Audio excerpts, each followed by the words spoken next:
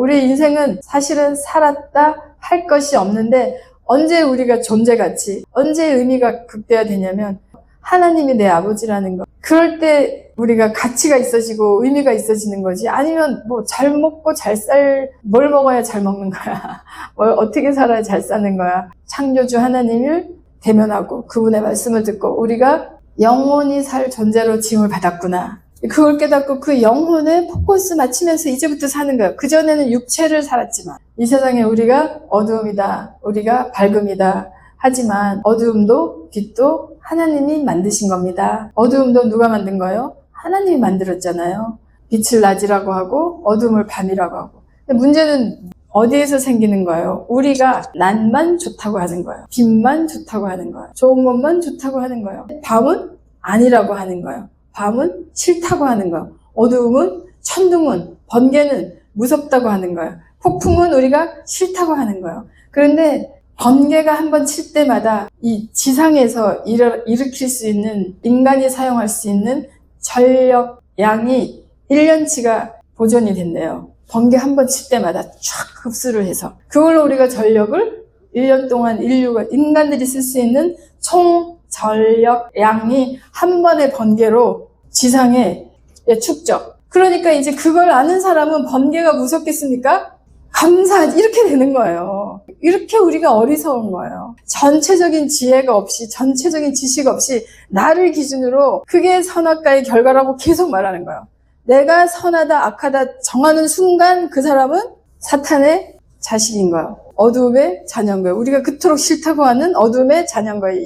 무엇이 선이다 무엇이 악이다 할 수 있는 분은 누구다? 오직 하나님 한 분밖에 없는데 우리가 자꾸 이건 선하다 저건 악하다 정하는 순간 그 사람은 자기가 누구 자리에 있는 거예요? 하나님 돼버렸다는 거예요. 사탄의 마귀의 코드가 뭐예요? 하나님 자리에 있는 거잖아요. 그걸 뭐라고 하는 거예요? 교만이라고 하는 거잖아요. 악하다, 선하다, 옳다, 그르다 하는 것도 판단하는 사람 오직 누구? 하나님. 근데 그거를 하던 우리가 이제 내려놓기 시작하는 게 신앙생활인 거예요. 우리가 아름답다고 하는 무지개 한번 뜰 때마다 쉽게 말하면 그 대기권이 몸살 아파서 생기는 게 무지개라는 거예요. 정상적인 대기권 상태에서는 무지개가 생길 수가 없고 무지개가 떴을 때는 이 대기권이 깨트려져서 아파서 대기권에 몸살이 났을 때 뜨는 게 무지개인 거예요. 그럼 우리는 그런 지식이 없잖아요. 그리고 그냥 다 나를 기준으로 내 기준 그거부터 내려놔야 되는. 하나님이 다른 거 보는 게 아니라 얘기하잖아. 우리 허무하고 언제 죽을지 모르고 언제 병들지 모르고 그냥 그렇게 사는데 하나님의 영이 우리 속에 딱 영혼의 등불로 켜지면서 이제 우리가 영혼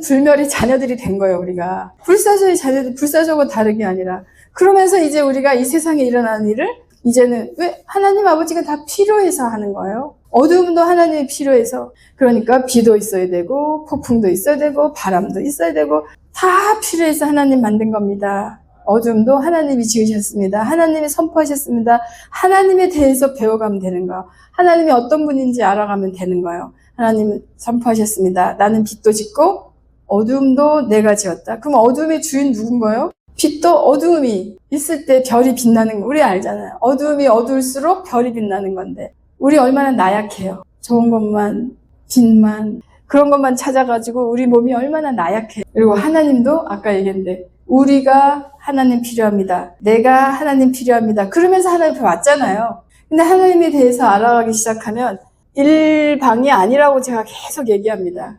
천사의 영은 일방이기 때문에 뭐예요? 그냥 쫙 하나님의 명령.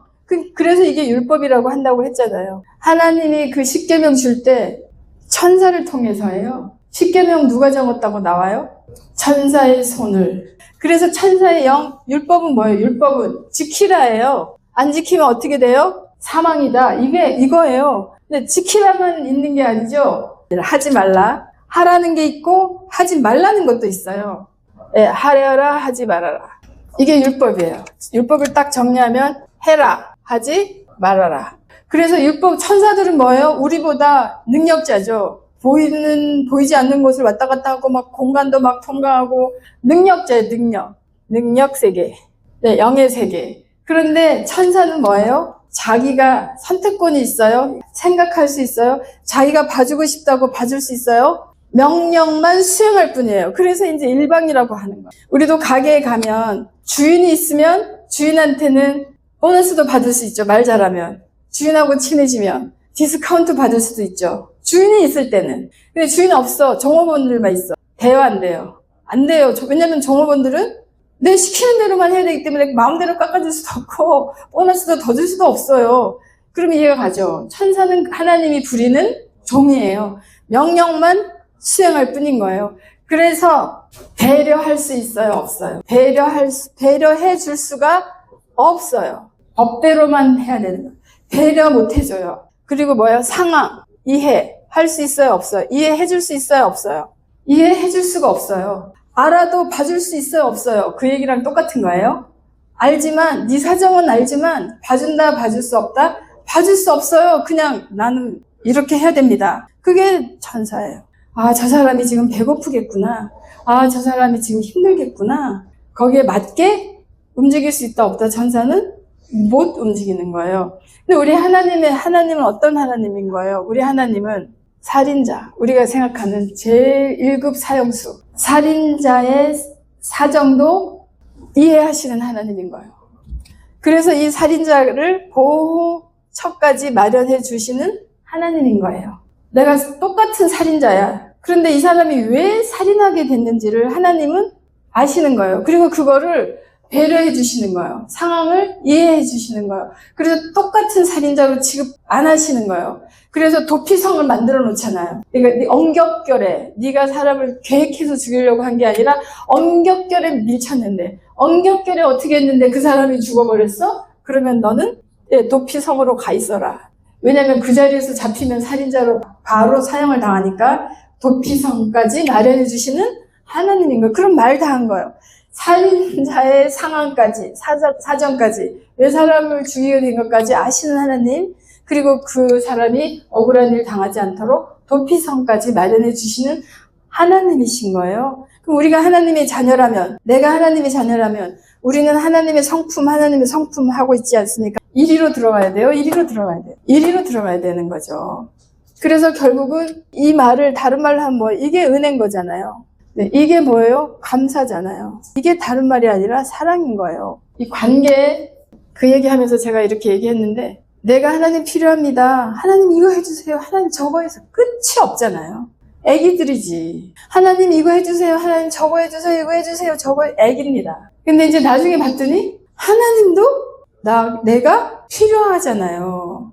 하나님도 내가 필요한 거예요. 그래서 하나님 나를 찾는 거예요. 폭풍 가운데서 살아남을 수 있는 방법은 폭풍과 싸워서 살아남는다? 아니다. 어떻게 싸워? 어떤 방법도 없어요. 폭풍에서 살아남으려면 날아오르는 수밖에 없어요. 나 혼자 못 나르잖아요. 하나님이 나를 부시고 확 잡아서 탁 잡아 올리잖아요. 우리 그거 베데스다 연못에 두고두고 생각하세요. 이 수많은 사람들 중에 왜 하나님이 내 기도 들어줘야 돼요? 왜 하나님이 나를 챙기셔야 돼요? 왜 하나님이 나만 낫게 해주셔야 돼요? 다른 사람들은 하나님이 안 사랑하시는가요? 이거 필요합니다. 이거 해주세요 할 때 하나님이 왜 내 기도를 들어줘야 되는지를 생각하시기 바랍니다. 그게 현명한 사람 아닙니까? 기도 뚝딱. 기도하면 하나님 다 보시는 하나님, 다 들으신 하나님, 다 아는 하나님이잖아요. 기도하면 다 들어줘요. 기도해서 뚝딱. 그게 아니라니까. 하나님이 하시는 일은 하나님 무슨 작업하시고 계신가요? 나를 하나님의 자녀로, 하나님의 신부로 만드는 일을 하고 계신데 그것을 볼 줄 알고 그것에 초점해야지. 내가 기도해서 하나님 응답, 내가 하는 기도해서 응답, 나는 변했어요? 안 변했어요? 안 변해요. 그런 삶을 평생 반복하시면 종교생활 하는 거라고 했습니다. 하나님의 마음을, 하나님의 생각을, 하나님의 상황을 내가 이렇게 하면 하나님 기뻐하시겠지? 하나님 왜 거기까지 가야지. 거기까지 가야 지혜로운 하나님의 자녀인 거죠. 하나님은 일방이 아니고 내 기도만 들어주는 분이면 일방인 거죠. 천사도 할 수 있는 거죠. 나도 하나님의 부름에 반응할 수 있어야 되죠.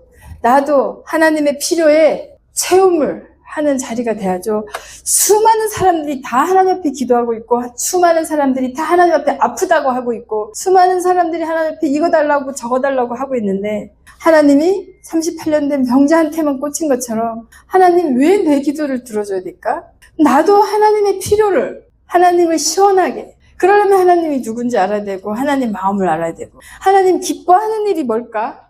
그리스도의 신부. 하나님 나라를 산다는 말은 관계예요. 관계를 살펴보면 돼요. 하나님하고 나와의 관계. 일방적이기만 하면 아직은 율법적인 신앙을 하고 있는 거고, 그다음에 능력의 세상에 있는 거고, 천사의 영을 구하고 있는 거고, 내가 그 38년 된 병자처럼 낳는 게 목적이 아니라, 하나님 왜 못 낳게 하겠어? 하나님 부여의 하나님, 창조주 하나님인데 왜 하나님 나를 가난하게 만들었겠어요? 그렇게 하신 거예요. 그것을 이해로 들어가요. 하나님이 이렇게 하셨구나. 왜 그렇게 하셨을까? 없는 돈 있게 하는 것, 가난한 거 부여하게 되는, 그게 하나님의 목적이 아니고, 하나님의 내 존재를 업그레이드, 그냥 흙으로 빚어서 흙으로 사는 게 아니라 하나님의 자녀로, 영원 불멸의 자녀로 같이 살자. 내 나라에서 그렇게 우리를 다루고 계신 거예요. 양육하고 계신 거예요. 하나님의 초점은 누구다? 나다. 나를 어떻게 양육하고 계신다? 하나님의 자녀로, 하나님의 성품으로, 영원 불멸의 존재로 하나님이 하고 계시는데, 그 하나님하고 관계하려면 나는 이쪽으로 들어가는 것이 아니라 어디로 들어간다? 이리로 들어가야 된다는 거죠. 그래야 하나님하고 나하고 이게 되는 거지. 그때서야 이해가 되는 거예요. 그냥 저쪽에서 오는 일방만 하고 내가 안 해봤는데 어떻게 이 사람을 알아. 그쵸? 해본 사람은 이제 알게 되는, 하고 감을 잡기 시작하는 겁니다.